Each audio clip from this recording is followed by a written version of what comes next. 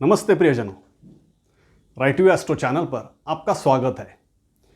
कन्या राशि वालों के लिए मंगल देव 26 जून से अष्टम भाव में गोचर करेंगे। मंगल का ये गोचर अपनी मूल त्रिकोण राशि में मेष राशि में 10 अगस्त तक जारी रहेगा और मंगल आपकी राशि से अष्टमेश भी है, मतलब अष्टमेश का अष्टम भाव से गोचर रहने वाला है। मंगल का ये गोचर अन्य राशियों के लिए शुभ नहीं होता, लेकिन आपके लिए अष्टमेश का अष्टम भाव से गोचर रहने से सरला नामक योग का निर्माण होने वाला है। ये एक विपरीत राजयोग है, तो आपको शुभ फल तो मिलेंगे ही। आपको शुभ फल कैसे और कौन से मिलेंगे, इसे समझने के लिए पहले अष्टम भाव क्या दर्शाता है इसे समझिए। यह भाव जीवन की अनिष्टताएं, मृत्यु से संबंधित विषय, शारीरिक कष्ट, दुर्घटना और साथ में गुप्त धन, जीवन बीमा से लाभ, आकस्मिक लाभ वगैरह दर्शाता है। आप ऐसी बातें सुनकर विचलित हो सकते हैं, लेकिन ऐसी बातों के भी शुभ फल होते हैं। आपको मंगल के इस गोचर से ज़्यादा घबराने की आवश्यकता नहीं होगी। वैसे भी मंगल का ये गोचर 45 दिनों के लिए ही है। आपको मेरे इसी चैनल पर अन्य ग्रहों के राशि परिवर्तन से जुड़े वीडियो भी अवश्य देखने चाहिए। मंगल के इस गोचर में आपको कुछ आकस्मिक लाभ जरूर होगा। मेरा मतलब बिना मेहनत के, बिना सोचे समझे धन प्राप्ति अवश्य होगी। बिल्कुल फ्री में कुछ चीज़ें प्राप्त होंगी। आपका मान सम्मान भी होगा, लेकिन इसके लिए आपको कुछ विपरीत स्थितियों से गुजरना होगा। मेरा मतलब किसी अनिष्ट स्थितियों से सफलतापूर्वक संघर्ष करने पर ऐसे शुभ फल मिलते हैं। फिर भी आपकी राशि के लिए मंगल शुभ तो नहीं है और अभी 8वां है, वो भी राहु के साथ और शनि की दृष्टि में, तो कुछ बातों के लिए आपको संभलना भी होगा। मंगल के इस गोचर से आप ज़्यादा शुभ फलों की अपेक्षा नहीं कर सकते, लेकिन अच्छा हो या बुरा जो भी हो, आगे क्या हो सकता है इसे जानने पर ही आप सतर्क रह सकते हैं और पूर्व नियोजन कर सकते हैं। ज्योतिष जानने का यही उद्देश्य भी होना चाहिए। मंगल इस गोचर में आपको कुछ बातों के लिए उकसा सकता है। कोई बड़ी रिस्क इस कालखंड में आप ले सकते हैं। किसी बात को लेकर आप बहुत ज़्यादा उत्तेजित हो सकते हैं, लेकिन आपको याद रखना है मंगल अभी राहु के युति योग में है। मंगल राहु युति योग आपके लिए अच्छा नहीं है। दुस्साहस से बचना होगा। गुस्से में, अति उत्तेजना में आपसे कोई बड़ी गलती हो सकती है। जल्द से जल्द ज़्यादा पैसे कमाने के लालच में बड़ा नुकसान भी हो सकता है। कम से कम मेहनत और ज़्यादा से ज़्यादा पैसा कैसे मिल सकता है, इसके चक्कर में आप फंस सकते हैं। इन 45 दिनों में ऐसे अवसर आपके सम्मुख आएंगे। ऐसे अवसर मिलने पर आपको उसी समय सावधान हो जाना चाहिए। याद रहे, लालच में फंसना नहीं है। इसके साथ ही आपको इस कालखंड में कोई जल्दबाजी नहीं दिखानी है। वाहन चलाते से भी सावधानी बरतनी है। हड़बड़ाहट में अकस्मात कोई गलती हो सकती है, जिससे महंगी चीज़ें टूटना फूटना हो सकता है। धारदार नुकीली चीज़ें उपयोग करते से भी सचेत रहना है। आँख से भी बचिए।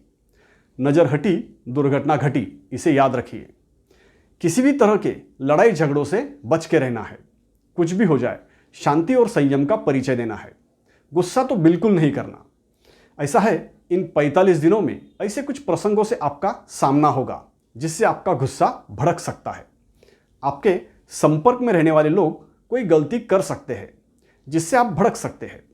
ऐसे समय पर पहले अपने आप को शांत करके ही बात करनी है।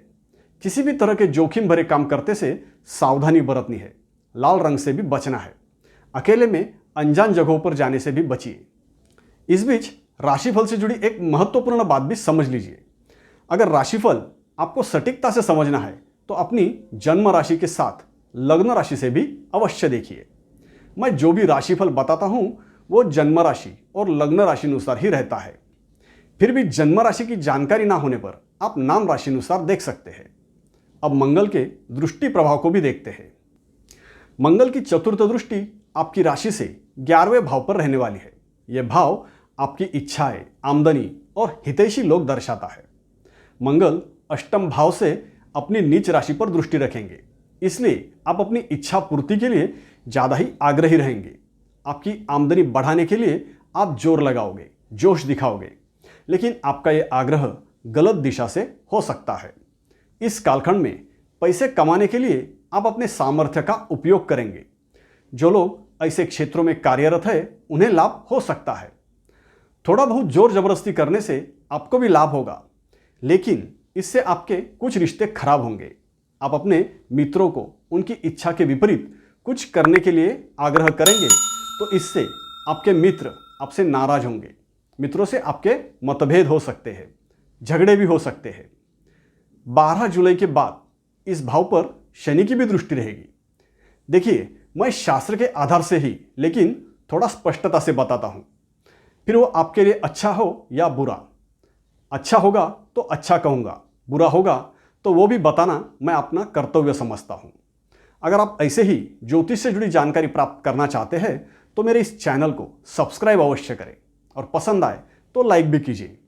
और जो मैं बता रहा हूँ क्या आप सच में अनुभव कर रहे हैं, ये भी मुझे कमेंट में जरूर बताएं। अब देखते हैं मंगल की सप्तम दृष्टि का प्रभाव। मंगल की सप्तम दृष्टि आपकी राशि से द्वितीय भाव पर रहेगी।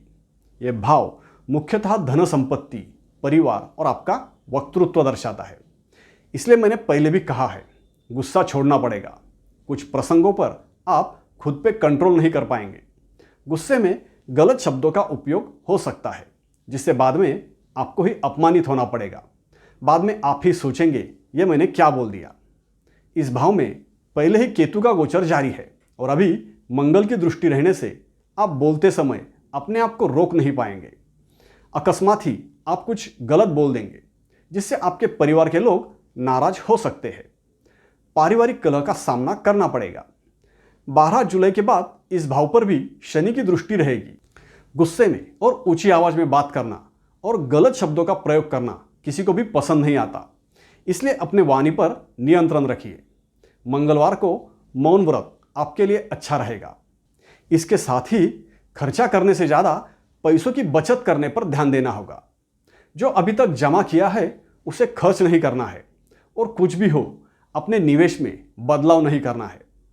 धन संपत्ति के मामले में संयम रखना है, बड़ा नुकसान होने की संभावना है। जो है जैसा है उसे 45 दिनों के लिए संभाल के रखिए। और हाँ, भोजन करते समय पर्याप्त समय लगाइए। जल्दबाजी में कुछ भी खाने से बचिए। आंखों में जलन या आंखों पर मार लगने की भी संभावना है। अब मंगल की अष्टम दृष्टि के बारे में जानते हैं। मंगल की अष्टम दृष्टि आपकी राशि से तृतीय भाव पर रहेगी। यहाँ मंगल की वृश्चिक राशि है, इसलिए इस भाव के संदर्भ में भी आपको कुछ शुभ फल मिल सकते हैं। यह भाव साहस, प्रयास और प्रचार दर्शाता है। आपके भाई बहन और पड़ोसी इसी भाव से देखे जाते हैं। शुभ फल मतलब आप इस गोचर काल में किसी से डरने वाले नहीं हैं। आप कुछ ज़्यादा ही जोश का प्रदर्शन कर सकते हैं। कुछ बातों में बढ़ चढ़कर आगे आकर नेतृत्व कर सकते हैं। कुछ स्थितियां बदलने की आपकी कोशिश हो सकती है। औरों को डरा धमका कर शांत करने की प्रवृत्ति जोर पकड़ सकती है। किसी को सुन लेने की क्षमता आप खो सकते हैं। इस कालखंड में आप असहनशील हो सकते हैं, लेकिन ऐसा करने पर आपके रिश्ते भी बिगड़ेंगे। लोग आपकी बदनामी भी कर सकते हैं। इन 45 दिनों में आप पैसे कमाने के चक्कर में रहेंगे। अपनी इच्छा पूर्ति के लिए आग्रही रहेंगे। गुस्से में बात करेंगे, लोगों को धमकाने की कोशिश करेंगे, लेकिन आपको भी जल्दबाजी और लालच से बचना होगा। अपने धन संपत्ति की सुरक्षा करनी होगी। इस तरह से मंगल के इस मेष राशि गोचर में आपका अनुभव रहेगा। सभी के स्वास्थ्य और सुख समृद्धि की शुभ कामनाओं के साथ विदा लेता हूं। अभी के लिए इतना ही। राइट टू एस्ट्रो चैनल देखते रहिए, सब्सक्राइब कीजिए, लाइक कीजिए और कमेंट भी कीजिए। धन्यवाद।